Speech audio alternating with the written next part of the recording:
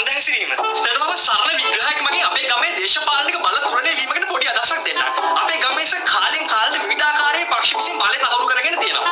නමුත් සර් ඔය කිසිම පක්ෂයක් විසින් අපේ ගමට කරපු සේවාවක් නැහැ. සර්ට කියන්න අපේ ගමටම තියෙන සර් කනිෂ්ඨ විද්‍යාල එකයි. කනිෂ්ඨ විද්‍යාල එකයි. කනිෂ්ඨ විද්‍යාල කියන්නේ එකයි. කනිෂ්ඨ විද්‍යාල කියන්නේ එකයි. එකයි තමයි. සර් කොහොමද ඒක කරන්නේ? අපේ ගමේද උඹට හාල්ද බං? කොහොම හරි අපේ ගමේට සර් පානීය ජලය නැහැ. ඊළඟ දෙකලා විදුලිය නැහැ. ගමට පිට්ටනියක් නැහැ. කොටිම කියන මරණාධාර සමිතියක් වත් නැහැ. ඊළඟ පානීය ජලය කියන්නේ. ඇත්තටම සර් අපේ ගමේද මේ හරියට කියනවනේ.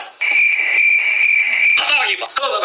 කොහොමින් හරි සර් අපේ ගමේ සර් මොනෑම ආකාරයක හෝ දේශපාලනික බලතුලන වීමක් සිදු වුණත් කිසිදු ආකාරයකින් සර් අපේ ගම්වැසියන්ට කිසිදු සහනයක් ලැබිලා නැහැ. ඉතින් මේකත් එක්ක සර් ගමේ ඉන්න මිනිස්සු ඔක්කොම සෑහෙන කලකිරීමකින් තමයි සර් දේශපාලනික වාතාවරණයේ යටතේ ජීවත් වෙන්නේ. ඉතින් සර් මේකත් එක්ක අපේ ගමේ ඉන්න හැමෝම තියෙන එක මේ පාර ගිහලා කාටවත් කතරේ ගහන්නේ නැහැ කියලා. ඒ වුණාට පොලේ කපනට වඩා කාට හරි දුන්නා නම් තමයි හොඳ. පිස්සුද සර්? ඕගොල්ලන්ට කතරේ ගන්න මම මේ ඡන්ද පොලට.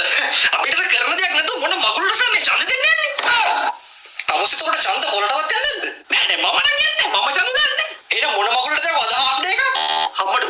ඔව් සර් ඡන්ද දාන්නේ නැති කෙනෙක් කියලා මං එහෙම වුණත් එයාව හිට තියාගන්නවා. ඈ? Vagabundo.